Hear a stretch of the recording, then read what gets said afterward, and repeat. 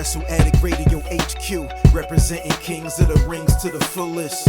King Ricky made the hot tag to Willie T, and out of nowhere like Randy is the Queen Bee.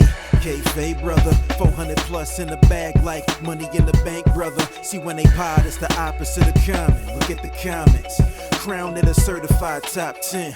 You heard? Kings of the Rings pod. Throw up a too sweet when you see the squad. Like a chop in a, I know you feel it. Kings of the Rings are the illest. Kings of the Rings are the illest. Kings of the Rings are the illest.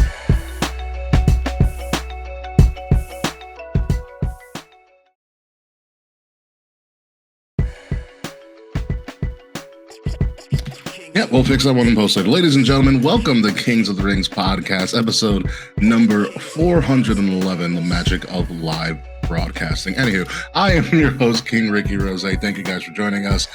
With me this week, the founder, proprietor, someone who I hope's internet doesn't go out because I will have to monologue until it comes back again. Will Tarashak, how are you? Well, I mean, I said last week you got 20 minutes of good time, so let's make the most of it. Yeah, we're going to try. No kayfabe. Kayfabe is off for the week, or Slage and K, as I more eloquently will say. Slage and K is off for the week, so we'll reconvene with them next week when we do a bigger, giant prediction show. Please, if you like what you are listening to, like what you are watching, especially Will's headband that I got for him from Toronto, please make sure... Wristbands. And wristbands, that's true. Would have been a shirt, but we were a little bit lackadaisical on that one, which would have been really funny. Because there is somebody out there that is buying all of the custom John Cena shirts for all of the appearances. Oh yeah, there is somebody, 100%. Somebody, and that's a lot of money. I bet you it's Green Shirt Guy. They're gonna make up someone's wall somewhere, or a quilt. Or it's gonna be a quilt. A quilt would be. A quilt would be dope. The quilt would be cool. Yeah, the quilt would be really, really dope. And anyway, like, share, subscribe, leave us 5-star reviews. Links to all of that stuff is in the description below. Before we get into any wrestling, obviously, shameless plug, we do have a brand new merchandise store, as we have mentioned in the previous couple of weeks. It is wrestle-addict-radio-shop.4fold.com. I know that is a lot. The link to that, a very short link that you can click in the description of the audio or video of this episode. If you go there and purchase some stuff now, you will get 15% off of your purchase automatically as our kind of grand opening of our new store. And if your order is over $75, you will get free shipping. That over $75 free shipping will be more of a permanent feature for us. And we'll have sales here and there. We'll be adding a lot more merch in the future. It's pretty basic. We got shirts, hoodies, dad hats, all that fun stuff. I'm gonna be making a big purchase probably this week, seeing I paid off my credit card and I get points for clothing purchases. So yay. So there's that. So purchase yours. Will, I think we have your Willie T stuff up there. I believe we created it. I believe so. I can check. Yeah. And double check. I think it's there.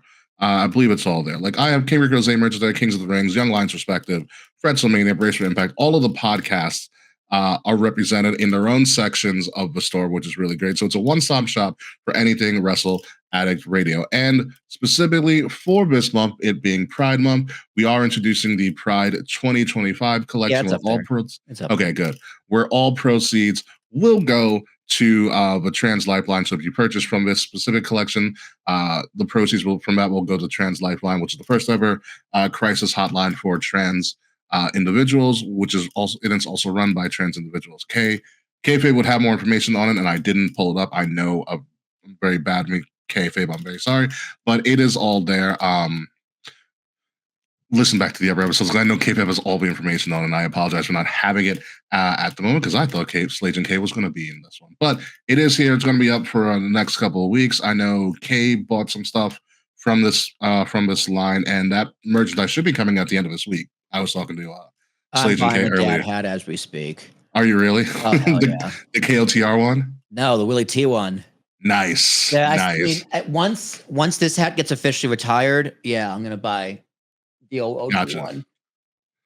That makes sense. But I love this hat. I'm never gonna actually throw it out. But when you make a purchase, when you make a purchase, I can send you a thank you video. So there's an option on Fourth Wall that, because I have the app, and so I can send you a video message saying thank you for your purchase, and I see what you purchased. Oh, that's cool. Yeah, so if you get a video message from me, it'll probably be me cursing you out or saying something about the Yankees and not about anything you purchased at all. Save $2.80 when you're an active Twitch sub. That's pretty cool. Yes, that's also true. Yeah, we do have special Twitch subscription. It's very customizable. I'll have to send you through it at one point when we're not on air. But yes, do check out some of our Pride merch and some of our regular Wrestle Addict Radio merch. Links to all of that are in the description below. So, with that being said, let's get into some crazy wrestling news. Hey, Frets, how are you? Frets is at work. Have a good stream. We definitely will have a good stream. It's Dingo and the baby tonight, me and Willie T. I'm the Dingo. You are Can it be Dingo? No, can it be a Dingo and the Doofus? I'm a Doofus. I think we can do Dingo and the Doofus. That's fine with me. That's a good episode title. Dingo and the Doofus? Yeah, I like it. It's good. So let's get into some wrestling. Wrestling was actually very interesting this week. It's a transitional week for most of pro wrestling.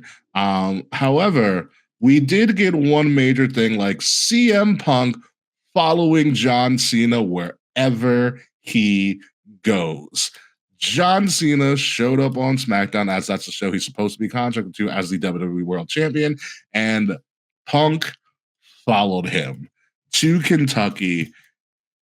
And pretty much in the middle of the show, because there were two John Cena segments. John Cena had a segment with Cody and Randy and Ellie and I and everybody else on the third. And then the second segment, I can see you just purchased it. It just came up the notification on my phone. Got it. Let's go, baby. John Cena came out again. And this is after R-Truth had just attacked him. I love this new Vicious R-Truth. So I remember, Will, when you brought up how R-Truth was Ron Killings, you're like, he's a killer. It's like, is this what you were talking about? Yeah, pretty much. I mean, yeah, he's more mean mugged. I love that he cut his hair. I love that he's just always shirtless because he's jacked, even though he's 53. Like, he looks phenomenal. That's great. He's intense. I mean, he's over. So yeah, this is a throwback to what he originally was in TNA. I think I've never watched him, but this is like the highlights and what I expected to see. Ron Killings, TNA did put up that like hour-long history of Ron Killings in TNA. Yeah. So it could be up there. Yeah, it's like here's a preview for what you're gonna get, and it's working. Mm-hmm. It's good. Yeah. And so CM Punk interrupts John Cena looking for R-Truth after R-Truth beat his ass. And CM Punk just lays into Cena. This is after Cena essentially retconned his whole heel run, being like, I'm a mastermind. I'm 5,000 steps ahead of everybody, blah, blah, blah, blah. Yeah. And I was like, oh, this would have been great 2 months ago, but okay. Yeah. And then Punk came out, broke the fourth wall real quick and was like, listen, this is about to get real, and just lambasted Cena to the point where he was like, going to Saudi's not going to stop me from beating your ass. He goes, all you're doing is you're playing my hits. You're being the best version of me that I ever was. He's like, you're just copying me. This is not what anybody wanted. Yeah. It's brilliant. It's weird that Cena just took it. He didn't even bother to respond. He was just like, okay, get it all out there. But you're the heel. You're supposed to respond or do something. Be heelish. That was one of the craziest things about it, was that he like John Cena, especially face John Cena, was the most heelish face ever when it came to promos. Yeah. What he should have said, if I was going to mimic you at your best, I'd put a mask on, shave people's heads, and form a cult. Bam. It's just like, okay, but it's like CM Punk, the best you wasn't even that. Like, it was the most popular you, but the best you was straight edge society. Kills Punk, man. Yeah, it was. Oh man, it was great. But he laid into him. He's like, I've always hated you. Blah blah blah blah. I'm here to kind of save everybody from you. I mean, he is completely saving the heel run by carrying this feud. Yeah, Punk literally said, "Here comes CM Punk to make your title run relevant again." I was like, "Wow." Yeah, but he's correct. What's happening? Where's the lie? He's absolutely correct. Where's the lie? I mean, his heel run has been. Yeah. Like it's not to the point where I'm like, man, this sucks. Like, because I still want to see where it's going and what happens. Like, I'm still interested. I'm still vested, but I'm like, I'm not like feeling it either. Like, out of the top best things in WWE, this is probably second or third. Yeah, something like that. My favorite punk was calling Jeff Hardy a crackhead on weekly TV. That was a good punk. That happened a lot. That happened a lot. That did happen a lot. My only gripe with this is that why couldn't this be the SummerSlam build? I'm still holding out hope that this might be the SummerSlam build. Yeah, I agree completely. You know. Yeah, it's WWE was on such a good roll. Like, because that break from Rumble to Mania was very big, very big. Yeah. And very good. Like, but now it's just like, okay, you're in such a good roll to SummerSlam, but you're blowing your load on the Saudi show. On Night of Champions, yeah. And it's like, you kind of did the same thing with like Saturday Night's Main Event too. After WrestleMania. It's just like, there's too many shows. Too many side shows, yeah. Yes. It's a very loaded schedule. Too many pit stops. Yeah, I agree. And I'm still holding out hope that this is SummerSlam because of Ron Killings continually messing with Cena. Yeah. Like, I really hope, like, either one, Punk gets quote-unquote taken out and Ron Killings steps in. Although they're having that blow-off on SmackDown where it's Ron Killings, or they're still calling him R-Truth, versus Cena on SmackDown, but that also could be a red herring. Because, to be honest with you, like, even if you're like a casual or not, you still know about Cena and Punk. And I think Cena and Punk headlining MetLife for SummerSlam is very simple. Yeah, one night. Night one, night two, either or. Probably night two. Doesn't matter. But yeah, it doesn't matter. If Roman's not there, it doesn't matter. Exactly. I think like that's like if it's Cena Punk one last time, New York, New Jersey would be amazing for that. Yeah, it'd be great. Absolutely amazing. But we'll see. As of right now, it's still on. A lot can happen in a week when we go to the preview show. Yep. So we will definitely leave it at that. So, but right now, Punk got me invested 100% with that run promo. Like, I was like, wow, he did it again. Like, he did it again. Best in the world, dude. Yeah. He is just good at good at verbally telling a story with hidden meanings that are just obvious enough for you to know what he's talking about. Exactly. And it's beautiful for it. So, all right. So last week we revealed that we're getting Okada, Omega at All In. Winner take all. Kazuchika Okada, the AEW Continental Champion. Kenny Omega, the AEW International Champion. Champion versus champion. Winner takes all. However, there's a little bit of a twist will that we discovered. During the contract signing during AEW Summer Blockbuster, which came after the week where AEW had Fyter Fest, which, by the way, Fyter Fest and Summer Blockbuster were combined Dynamite and Collision shows on the same night, Wednesday, and it was 4 hours long. Jeez. Both shows. That's too much, man. I just sit back just listening to that because that made me tired. Yeah. Jeez. Be that as it may, during, I think, Summer Blockbuster, it was revealed that this is not only going to be champion versus champion, Will. It's going to be title unification. Better. AEW needs less titles. So this is a step in the right direction. I like it. It's a lot better. This is going to be called the AEW Unified Championship. Well, for the first time ever that you're going to see this, hold on. This is the AEW Unified Championship that they will be fighting for at All In. What are your initial thoughts on this? I love the name. I do. I genuinely do love the name. Like you know, we say like AEW needs something that's completely different and unique compared to WWE. Yeah. Unified Champion is a lot better than Universal, right? When WWE tried to do something new. Like, and if all the ones that are taken, it's to the point. It is. It's a very clean, clever, unique idea that hasn't been done in wrestling. So when you can do that this deep into wrestling history, I tip my hat to you. It's great. I do the love belt looks how great too. It's old school. It's a good mixture of like old school belts and a modern AEW look. So it's a beautiful belt. So you want to know what's really funny about this that people have pointed out? It looks like the original AEW Women's Championship. Oh my God. Just a little bigger. A little bigger. Yeah. Which like I like which for me, like I enjoy, like, although I think sometimes they have way too many belts, I do enjoy AEW's belt designs for their champions. I think they're really nice. Yeah.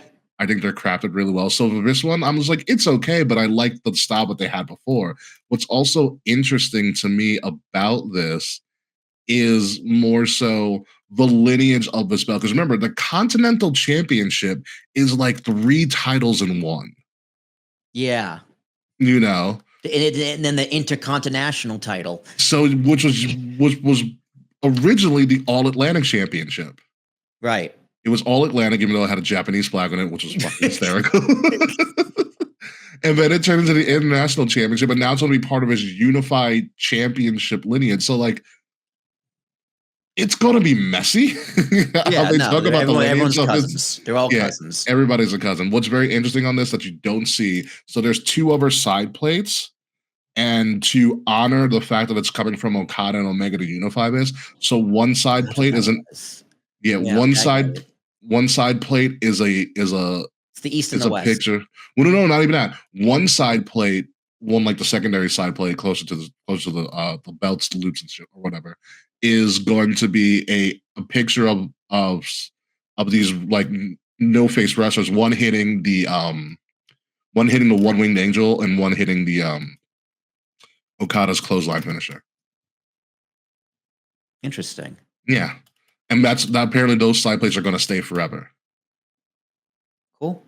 So it's interesting little thing. I like that it's going to give us one less championship. So currently right now, oh God, for the men's, back again.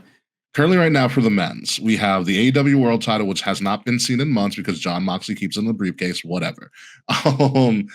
After All In, you'll have the Unified Championship, which should now actually be the secondary title. Okay. Then you'll still have the TNT title, which is roaming around somewhere. And then you have the Tag Team Championship and the Trios Championships. So for the men's division, it's going to be 5. Which isn't the worst. That's a lot. They really need to get rid of a TNT title. Yeah. Don't stop naming things at the network. See, dumb name. You know what I mean? Like, yeah. Even WWE is like, man, we're not that much of a corporate. Well, we are that much of a corporate whore, but that's a little on the nose. I did notice while watching, I think I was watching Fyter Fest, AEW did start doing sponsorships on their turnbuckles too. Make that money, dude. I mean, yeah. I get it. I fucking hate it, but I get it. Yeah, I get it. Did you watch SmackDown when they brought out one of the tables for like the final match? The Slim Jim table? I'm just like, guys. I will say, I don't like it, but Joe Tessitore called it great. he didn't miss a beat. Slim Jim? Like, no, he was like, oh my God, they brought out the Slim Jim table. And I was like, that's a great call. I don't care. It's so good. It's so good. The thing is, though, they have to charge more for a table to break with their name on it. Absolutely. You know what I mean? Because like that's the thing that's going to go viral, potentially. Yeah. So like, yeah, I mean, it's such good marketing. So like as a business owner and like someone who likes how businesses work and operate and make money, I'm like, yeah, it's fucking crazy and it's awesome and I respect the shit out of it. As a fan though, I'm like, I hate all of this. Yeah, absolutely. Your product is now worse for me as a fan. But I get it. So listen, if they are in debt as much as they say they are, man, hey, fuck it, do it. Yeah, exactly too. Which made me wonder. I was like, after I was like learning about that story, I was like, huh, we hear all the time about personal debt or medical debt or individual debt and governmental debt, federal debt. We never hear anything about debt from the private sector. This is true. You think like how much you think Tesla's in debt? I don't know. Are they in debt? I have no idea, but I would really like to know. Like, yeah. Okay. If TKO, which has a high stock price, is going up, is in a lot of debt, and why is the stock price up? Yeah. How's the business operate and run and work? So I want to know who else is in debt. I'm interested. Yeah, I'm very interested in that too. So we'll definitely see what happens with that. But moving on to a little bit of updates on the King of the Ring tournament, the fastest running King of the Ring tournament ever. I love it. I'm not gonna lie, I'm a fan. I think it's great. I love the Fatal 4-Ways. I loved all of them. Yeah, the last night's Fatal 4 was freaking great. Yeah, it was crazy. It was crazy. Just a lot of meat in the ring. And then there was Jey Uso. Like, he was just the too. Yeah. Yeah, it was good. So the final four is this. Sami Zayn from Raw will be facing Randy Orton from SmackDown. Cody Rhodes from SmackDown will be facing Jey Uso from Raw. The two winners, which will be figured out by the time we do this show next week, will face off at Night of Champions, and we'll preview who wins that. Reminder, the winner of this gets a championship opportunity at SummerSlam. My only gripe is, like, I like the tournament is what it has to be because it's kind of rushed because, again, they have a lot of shows that they're trying to pack in this summer. My only gripe is that why doesn't Raw face Raw and SmackDown face SmackDown? Well, I'll tell you why. So this is my fantasy booking. Here's what I think is going to happen. I mean, because Goldberg's coming back to retire, essentially, right? Yeah. So you have to take the belt off of Jey for that moment because that's a money match. Even though it was on Saturday night's main event, it's going to bring people to watch, old people to watch the fucking show. Yeah. But you kind of buried Jey Uso as your champion. So how can you make up for that? Well, he needs a bit of an edge, right? He needs a little more character, a little more grit to get to make it believable that he's going to take that title back from Gunther. That's the build to SummerSlam. But in order to do that, he needs to overcome and kill his two best friends, Cody Rhodes and Sami Zayn. So I think it's a good story. You gotta beat your two friends to face your worst enemy. Yeah. But I look at this bracket and I'm just like, what if they just kept it brand specific? Randy versus Cody and then Sami versus Jey. Those are great stories right there. No, I want Sami versus Jey for the main event, though. I want the King of the Ring is going to be Sami versus Jey, the finals. I don't know how Sami gets past Randy. Roll up. Who cares? They're queuing it up. They're queuing it up though because Cross has been in Sami Zayn's path the whole time. Yeah, that promo. I hope we're talking about that. Sami Zayn and Karrion Kross. You can talk about it right now because okay. So, Sami, you want to talk about getting real?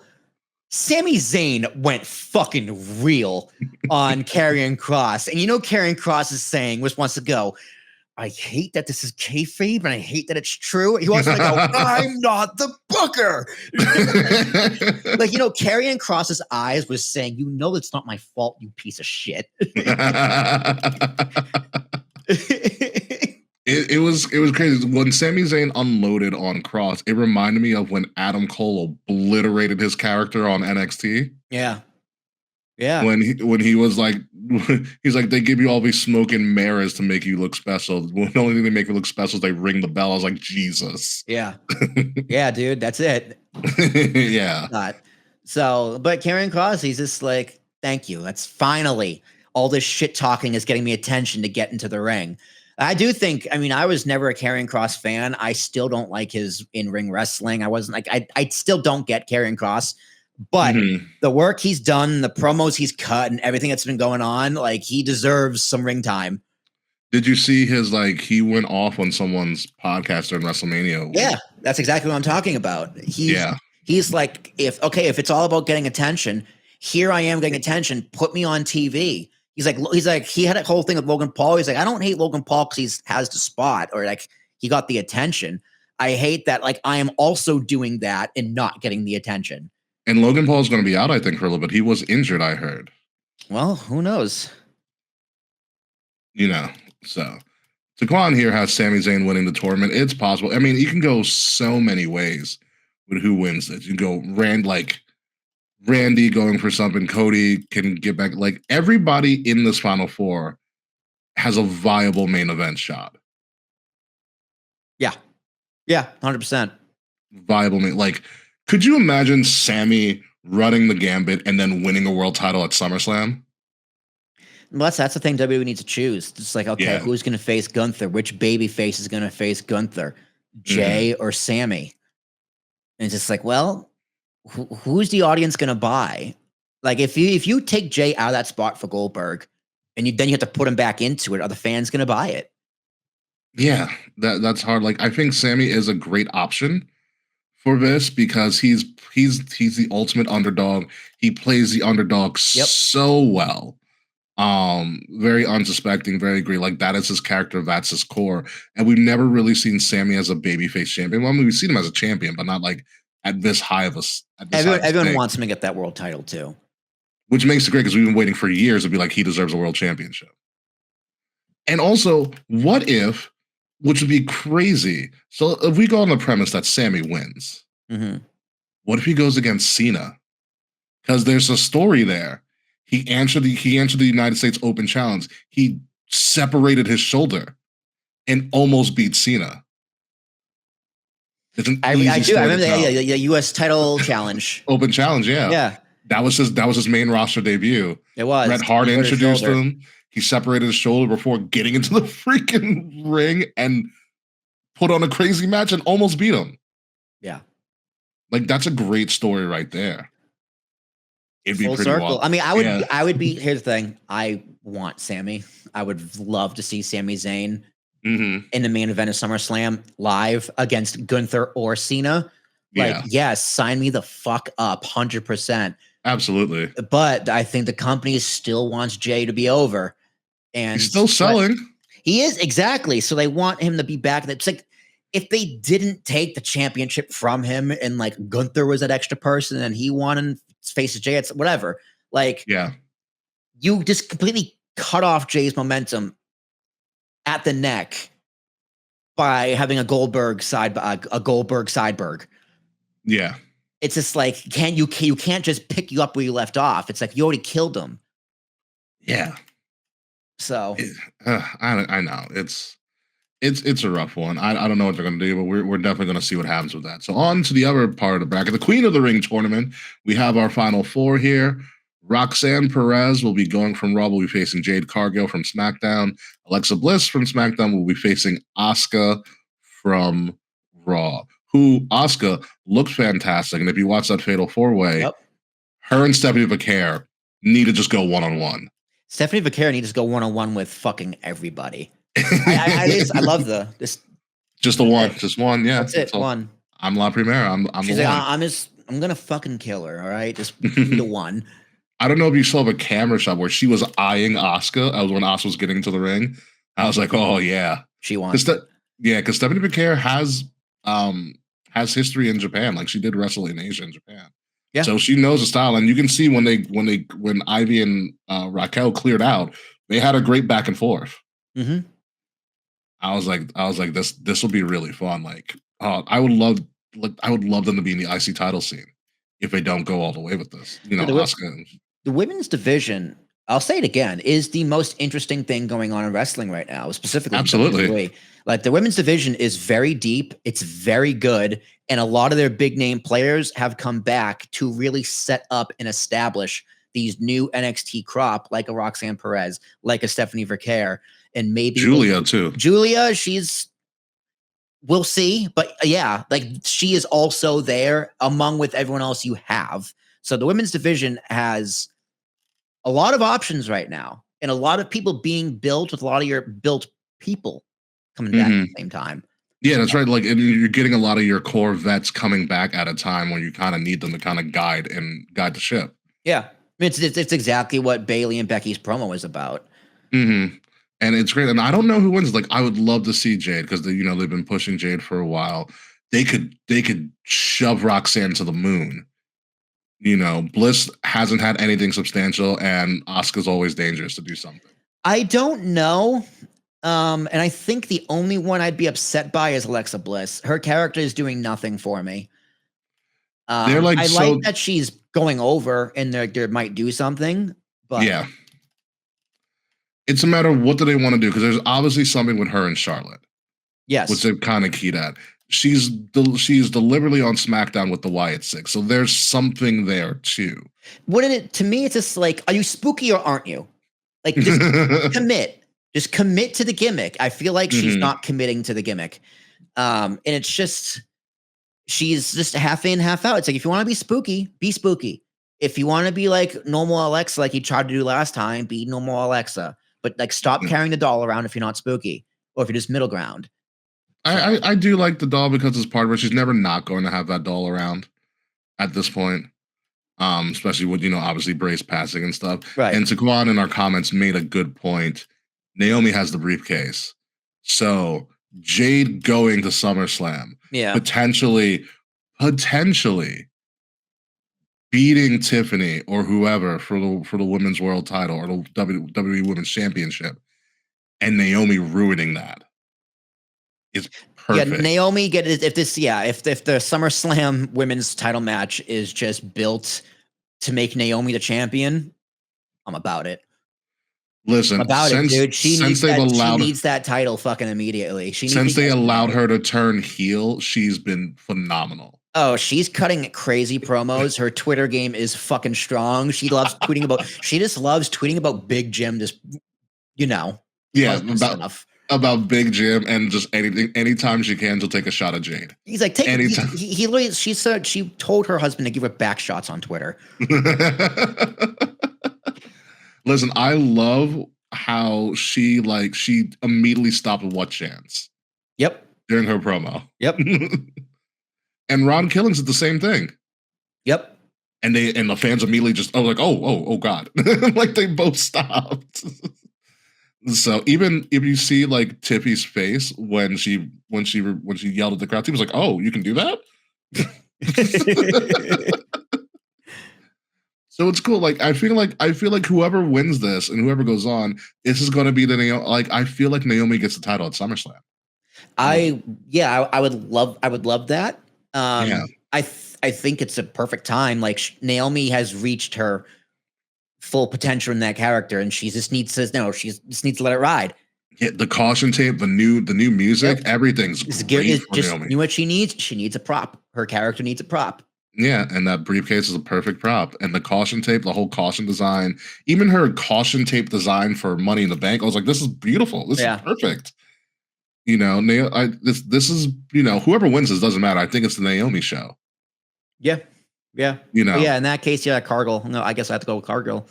Yeah, I think Cargill, and we'll figure it out if Cargill gets past Roxanne. I mean, Roxanne may be getting a really, really big spotlight in the next 3 to 4 months because Liv Morgan's gone. Yeah. In a complete freak accident. That's all it was a freak accident. She dislocated her shoulder, taking a drop toe hold. Like one of the most basic of like chain wrestling moves. You learned that day one, I think. Or somewhere, yeah. Yeah, because even Corey Graves is like, this is normal for a wrestler do. She was just protecting herself. Corey Graves is just like seeing the internet, being ready to yell at Kyrie for injuring someone else. He's just like, no. This is a freak accident. Yeah, it was literally a freak accident because she like rolled out the ring and like went to the corner and things like that. Like she shook her head. She was supposed to. Yeah. It's one of the things like the Kyrie thing with Zoe Stark, you can say, okay, Kyrie missed her spot. And that was an accident. That was a preventable accident. That was a preventable accident. There's nothing you could have done. Everybody in that moment did everything they were supposed to do. Yeah. It just happened. And you can see it on the replay, the dislocation. So this is, to be specific, this is a dislocation, not a separation.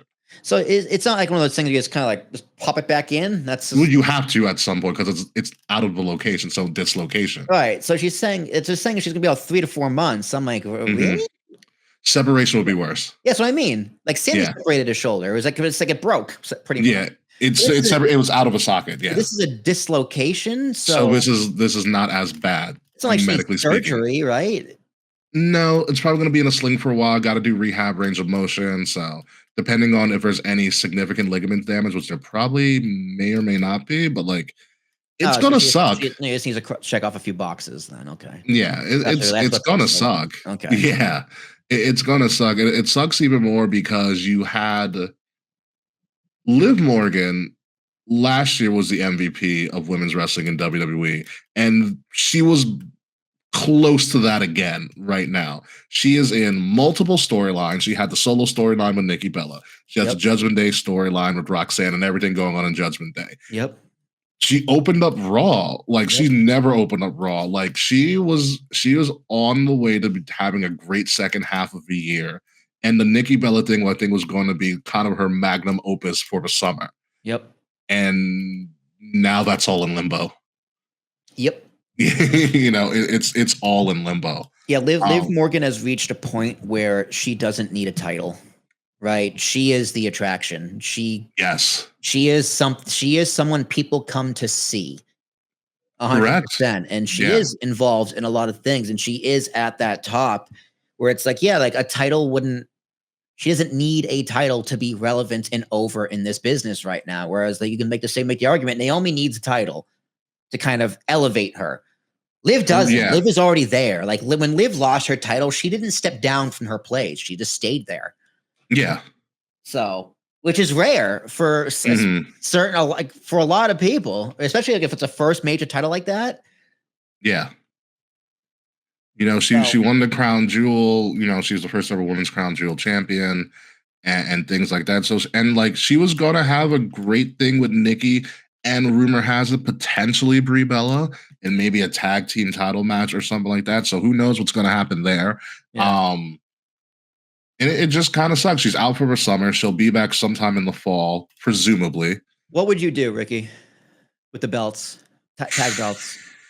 There's a lot of ways you can go with this. You can pull a Naomi, Jade, and Bianca, and have Roxanne sub in. I was just gonna say, yeah, just give it to Roxanne. And have Roxanne sub in, especially if you're not going to make Roxanne Queen of the Ring. Like you can be like the Bellas can be like, find a partner. Yeah, and then she takes Roxanne. Yeah, well, Brie's also not confirmed yet. Right, but I'm saying that's what they could. That's something they could do. Yeah, you could do that. You can just kind of keep the tag titles just by the wayside, like they've been for a while. The only person who really cares about the tag titles still a lot is Bayley, as she said in her promo. You know, which I get because Liv Morgan's like, I'm a 4-time tag team champion. I'm like, that means nothing. Yeah. I was the run-up to the Royal Rumble 3 times. You know, but I think the more interesting story, which has been circulating the interwebs, which I saw, is that you can literally have history repeat itself in such a weird karmic way. Remember when Rhea got legitimately injured with her like separated shoulder? Yeah. What happened to Rhea and Dom's relationship? Liv moseyed her way. Liv came in. Now Liv is injured for several months. And here comes Roxanne can do the same thing. Pete Davidson, baby. Yeah. It can literally be the same story, just with a different woman. And I think that's very intriguing. Yeah. Like I like the disillusion, which then would lead to Liv and Rhea being like, are we dating the same guy type situation? You know, like enemy is my enemies. Which then could lead, because we can branch off of that. If Liv and Rhea become like buddies again, then you have Raquel as kind of the outlier. Now Raquel hates Rhea for taking Liv away from her, and then you finally get Raquel and Rhea. Mm-hmm. That whole all those branches could lead you all the way to next year. Yeah, it can lead you all the way to next year, and it's easy, you know. And I think that helps on everybody. I mean, Liv's a blow because Evolution was going to be a great show for her. Yeah, she would have been one of the main events, 100%. So I don't know what you do. I mean, I wish her the best. Like it's a shitty injury. Like you can see the injury on replay. Like you can see where the shoulders separate. Yeah. Or dislocate. Sorry, not separate. It dislocates. Yeah, she looked pissed. Well, yeah, she rolled out in pain. Like she's like, I can't take a move. Yeah. I'd be pissed too, because she probably knew what was coming down the pipe for her. Oh yeah. Yeah, she sees the writing on the wall. She knows the booking. Yeah. So, but you know, she's stuck right now, but she'll come back and she'll be fine. I can guarantee she'll come back and she'll be fine. It's a matter of how do you build her coming back. And now that she's gone also, does Finn actually finally take control of a dissolution of the Judgment Day? I love what Finn Balor's doing. He's just being a maniacal asshole. Yeah, he's just like Dom's just like, actually, Finn, I think you should stay back. He looks at him dead in the eye and just goes, Yeah, no, you're right. I will. And he's just like, I'm just gonna. It's brilliant though, because what does he immediately do? He takes control. Mm-hmm. He takes control backstage, and if Dom complains, Finn's just like, boss, I'm doing what you told me to do. Exactly. So it's so smart in how it's being written and how they're doing it, and the turn is coming, the betrayal is coming, but who and to who? Yeah, just a matter of when is it going to happen. Who's turning on who? Like I could see Dom turning on Finn. Yeah, it's just a matter of when. Finn's the obvious choice, but I could still see Dom doing it as a swerve. Mm-hmm. If you want to turn Dom face too, because he's almost a face. Almost, yeah. It's crazy how much they've gotten out of the Judgment Day faction in all of its iterations. I mean, with Liv gone too, Dom is a huge face. Yeah, that's also true. With Liv gone, Dom is a massive, massive face. Oh, that's a great point. Taquan says this reminds you of how Alexa versus Trish was booked for the first Evolution until Alexa got injured. Wow, that's true. It was supposed to be Alexa versus Trish, and when they put Trish in like a tag team opener. Damn, it was Trish and Lita on the tag team opener. They had to pivot. Right, I forgot about that. Yeah, Alexa versus Trish would have been amazing. Absolutely amazing. I might have to go watch Evolution again, especially for that last woman standing between Becky and Charlotte. Great match. But yeah, absolute fantastic match there. So who knows what's going to happen with Liv and the Judgment Day and all of that storyline, because this is a big blow to Evolution too, but we'll see what happens. But on that same weekend, apparently, Billiam is back for one last ride, baby. Bill Goldberg in the worst kept secret. Gunther beats Jay. I love how Gunther is just like, who do I got next? The crowd goes, Goldberg. And he's like, no, not that one. Who else? Seth Rollins. Damn it. It's like, Gunther, if you know it's like obvious, don't ask a stupid question when the answer is obvious. he doesn't know how to like cover the obvious. Like, so remember when Goldberg first debuted after Mania 19 and the crowd was chanting Goldberg and The Rock was like, you guys know, I didn't know you guys knew my accountant Ira Goldberg. Like you just gotta swerve it even if it's obvious. Yeah, you just gotta work with it. Yeah, I mean, he did a good job. He did his best job. He has asked a stupid question. Yeah, he did what he had to do. I mean, this is WWE ending a storyline. Goldberg wants to retire on his own terms. It's in Atlanta, where Goldberg's from, or where Goldberg played football at. And honest, this is just gonna do numbers because it's freaking Goldberg in Atlanta. Yep. Yeah, that's what it is. This is going to do numbers. I don't think anybody and their mother, especially when you saw him walk out, thinks Goldberg's gonna win this match. Nope. You know. It's here to make Gunther look strong, and it's going to be another notch on Gunther's Hall of Fame legacy. He's going to be the guy in the history of wrestling to finally retire Goldberg. Oh, thank God. You know. This man's 58 years old. Yeah, his son's about to be playing at the University of Colorado, so, let him chill out. They queued this up when they were in Atlanta for Bad Blood in October. It's just a matter of time, and this is going to happen. And, I know Mans was pissed. I know Mans was pissed. Wow. Jesus, Quan. Yeah, that's the Quan for you. Yeah, I know Mans was pissed about this. But hey, listen, if Goldberg can jackhammer Gunther once, it'll be worth the price of admission. That's all we need is one jackhammer, one spear. Dude, Gunther tweeted, I can spare 3 minutes. Perfect. Someone put online about Goldberg. They said someone put Goldberg in the speed division. Hear me out.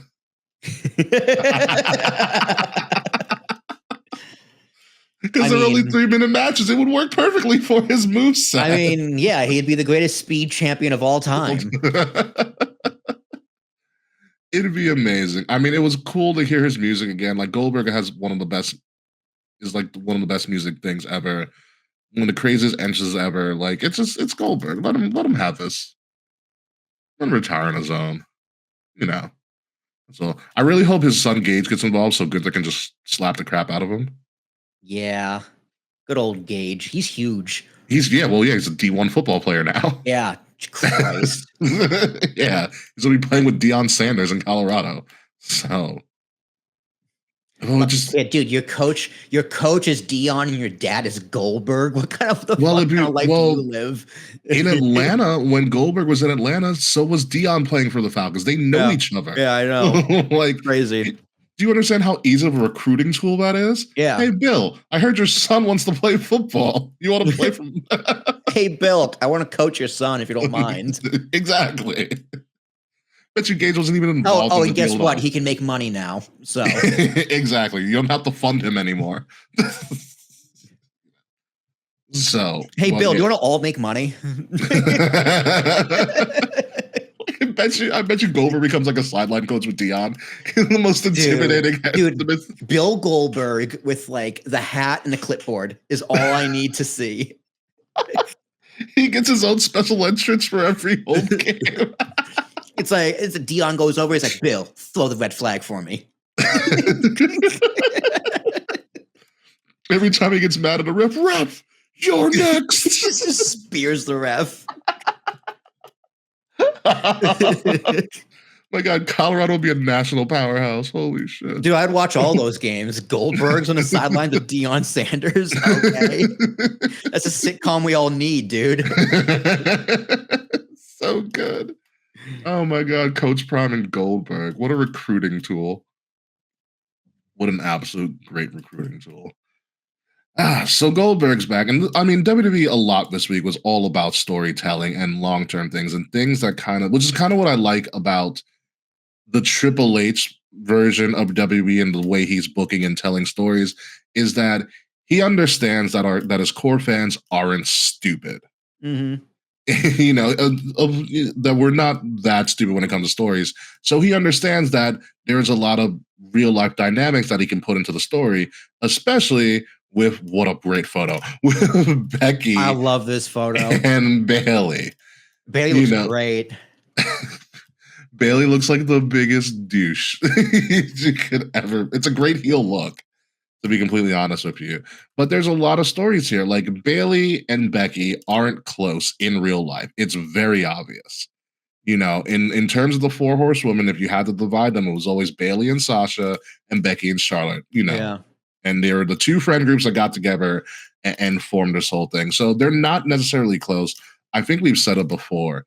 This is a feud or them fighting each other, Bayley and Becky, never really occurred. It's never one of the big. I can't think of any feuds or matches these two have had each other, even going back to NXT. Yeah, it's never really been, of all the matchups, you never really see Bayley and Becky, which is interesting because I feel like they could put on a really good match. Dude, here's the thing. Last Kicker versus Hugger Bayley would have been the worst feud fucking ever. So, yeah, but now you have the man versus grown-up Bayley. That's what I mean. You have the man versus fucking 30 and single Bayley. Yeah. Yeah, great. And so awesome. it's going to be good. And I like the duality of the story where Becky was like, listen, I learned that I just need to look out for myself. And that's how I got to the top. And Bayley was like, well, I looked out for everybody else and I still have as much accolades as you. It's a clash of mentalities and a clash of styles. Yeah, it's a clash of how I got to the top. Yeah. Which is the better way, or I don't know. There isn't really a work. There isn't really a better way with either of them. Yeah, there's nothing wrong with this at all. It's just a matter of it's a great story to tell. Yeah, like it works very well. You have the selfish person who did anything they can to get to the top, and there's probably some legitimacy to that.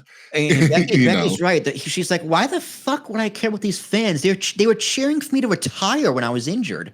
Like, yeah, these people turned on me. It's like, yeah, so fuck them. Yeah. Again, another heel promo. I'm like, where's the lie? Mm-hmm. Where's the lie? There's some truth to it. Like, how did you get to the top by being a generous person? Oftentimes, no, you have to be a little bit selfish. Like, it is kind of crazy how an on-screen character going after the internet marks makes you a heel.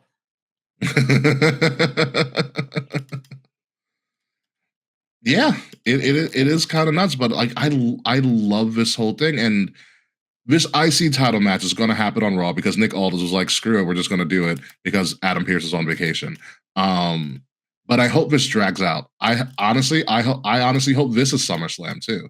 Oh yeah, agreed. This is next Monday, so something's going to happen. This isn't going to be a clean finish at all. It's not going to be clean whatsoever. I mean, unfortunately, there's so many roadblocks in the SummerSlam. Like this could happen. This blow up could happen at Evolution. Great place to have it. Yeah. It could happen at SummerSlam. Even better place to have it. Bigger eyes. It's just a matter of where do you want this feud to end? Because this is a great feud for the summer. 100%. Absolutely brilliant feud for the summer. And so, like, how do you play this? This is going to elevate, the IC title feud. Then you have Lyra, kind of at play still. She's like, I'm going to do what's best for me, which Lyra could also turn at any point because now she feels kind of screwed over. There's a lot of meat there. And then even if this doesn't go, there's, like we said, there are so many other women on the Raw roster that could go for this. Yeah, that promo backstage where Lyra's like, "Oh, I guess you're just gonna hop the line, I guess." And Bayley's just like, "Yeah, I know out there I said like I'm doing everything to teach you guys and bring you up, but yeah, I just big kidded you. Yeah, fuck off." Yeah, it's a crazy thing to really look at because I can see like Bayley does a lot of stuff for people in the background in the locker room. Absolutely, and locker room leader for sure. Very big locker room leader, very great person. Becky probably is not. Becky probably likes Becky's probably is not, but Becky, especially during her NXT run, she specifically helped Lyra a lot. Yeah. But I see Becky as somebody, especially in character, and maybe she does a lot of her helping and teaching in the ring. Maybe. There's a strong chance that Becky just has a run with this IC title and just goes and just runs works with everybody. Works with everybody, and a lot of those women will win in a loss by just being able to hang with Becky. There's some. Yeah, you learn how to wrestle. You learn exactly. You learn. You know what it is? You learn how to work with a top tier talent. Yeah. You learn how to work with the main eventer. Mm-hmm. On TV.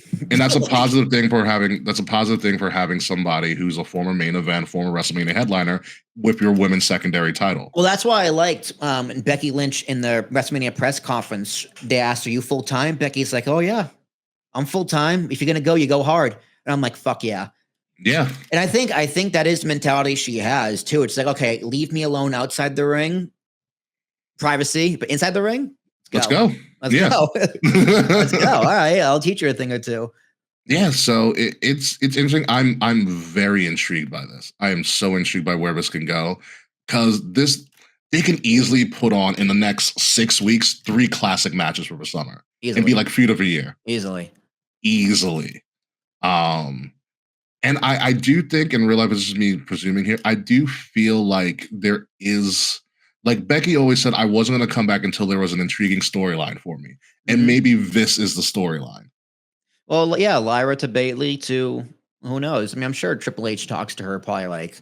Because it's one of those things like when it came out that they were scratching Bayley for Becky. Yeah. And Bayley went on Chris Van Vliet and she was clearly visibly upset that she lost that spot. There had to be something bigger at play. You would hope. Yeah. Maybe. And if this is the bigger thing at play, then kudos to everybody. You tell Bayley, listen, Bayley, we're taking you out of WrestleMania, but we're giving you a feud with Becky at Evolution. And Bayley is like, Eva, what? All right, fine.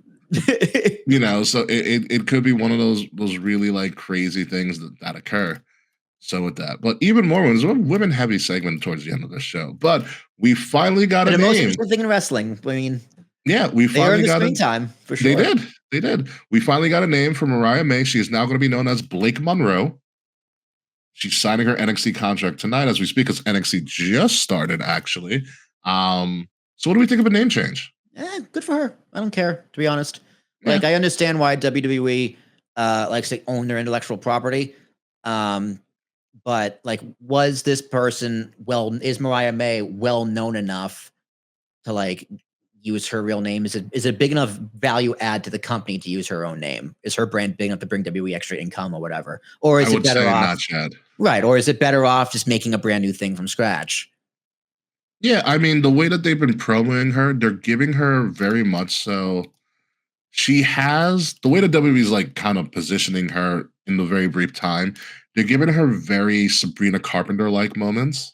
Oh, I'm seeing Marilyn Monroe, but yeah, Sabrina Carpenter definitely more accurate.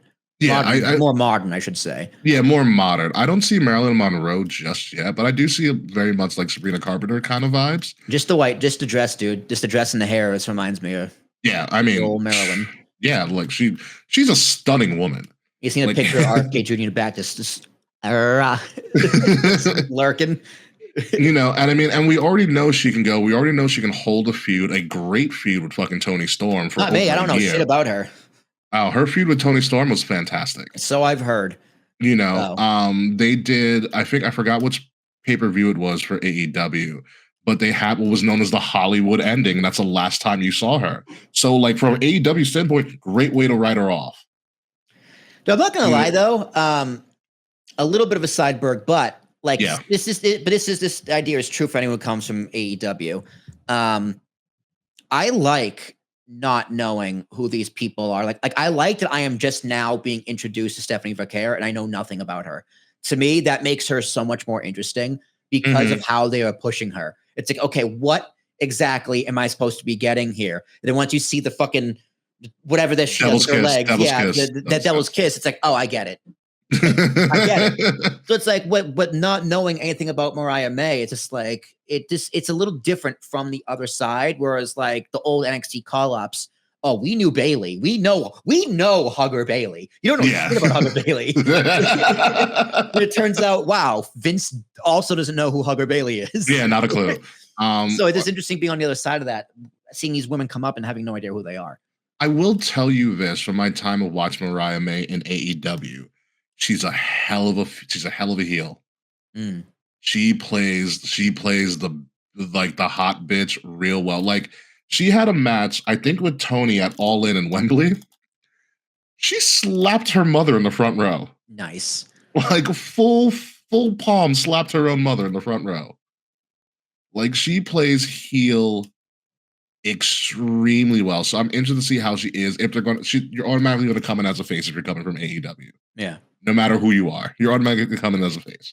So I'm going to interested to see if she goes face or if they just turn her heel really quickly. You know, she's got all the talent in the world. She's really young. She did, like I said, she did wonders in AEW, and unfortunately, you know, her dream has always been WWE. And like we've said last week, you know, that's something that until AEW gets a little bit more established, it's going to be, you know, par for the course for some people. But more power to her. You know, I want to see what they do with Blake Monroe. The NXT division is crazy. Your favorite boy, Top Dollar, is wrestling on NXT tonight.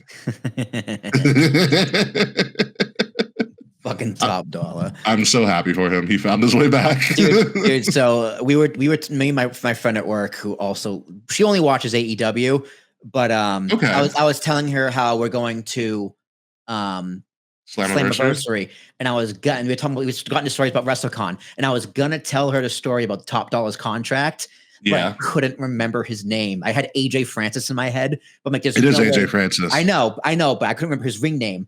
It's like, there's no way Brittany's gonna know who and Francis is. Yeah. So I was like, I couldn't remember his fucking name, Top Dollar, so I couldn't tell the story. Nada.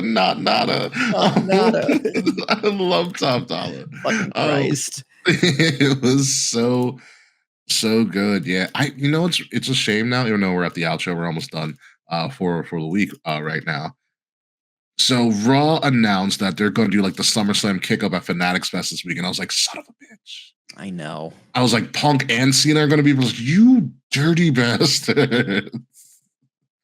And then the next people are going to be there. Fanatics and then the next week is big. This year. Yeah, and then the next day on Sunday is Canelo and whoever the other guy is. Whoever the other guy is. Canelo.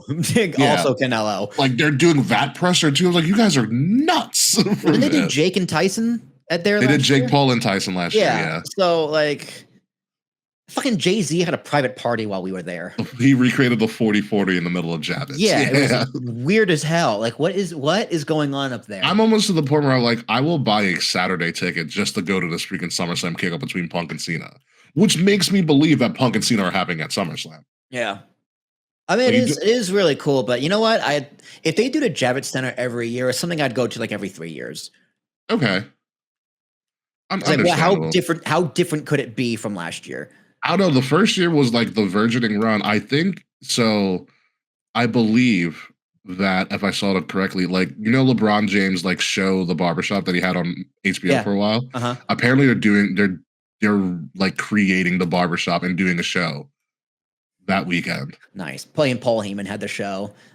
Yeah. They for that being their first year, they fucking knocked it out of the park. I had zero issues, zero complaints. There were so many top level sports podcasts that they did live that weekend. I was like, that's insane. Yeah. They're just like, oh, let's just take all of good internet media that we can get and put just them all in one place. Yeah. And the people who aren't here, they'll get to put it on the internet and then everyone can see it. Yeah. So it's like you get to see a third of the events for free just through media. It's great. Okay. Yeah.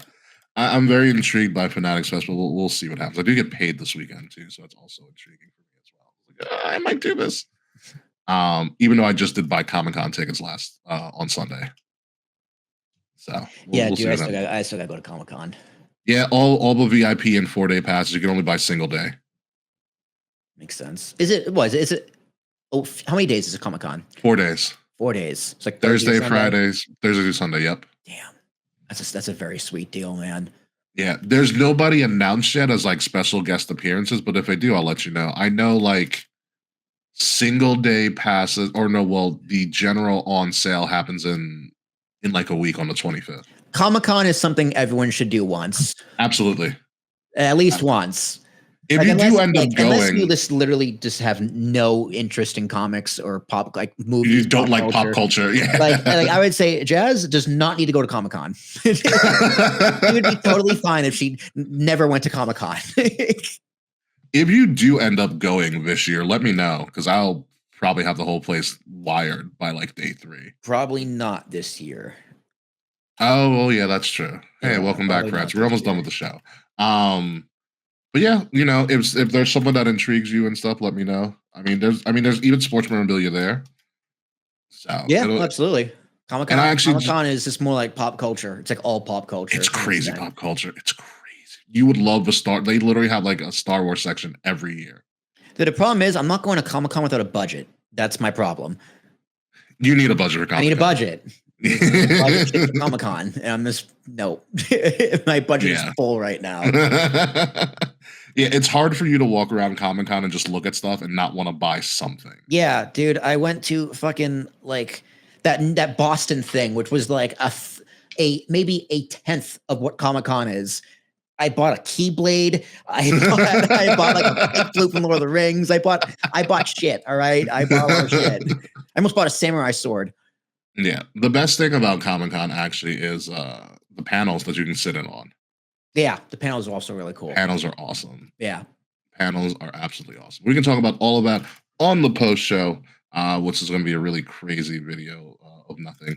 Well, not on the post show, but I mean like the outro video, I think got deleted by accident. So we'll fix that later. But we can talk about all that on the post show and I'll tell you some interesting Comic-Con stuff and all that fun stuff. But until then, folks, what is this? Wait, French, you met... What's up? 411. We're at 411, yeah. It's Dingo and the Doofus, I believe we're going to call. Dingo and the Doofus. Dingo and the Doofus. I swear to God, dude, we might have called an episode that before. I don't remember. We've definitely done the Dingo and the Baby bit before. We did do Dingo and the Baby before. So maybe we need to Dingo and the Baby then. Jose Canseco got baseball cards. See? Amazing. Jose Canseco is pop culture for so many reasons. That's very true. That's very, very true. Anywho, folks, let's get the hell out of here and go to the post show.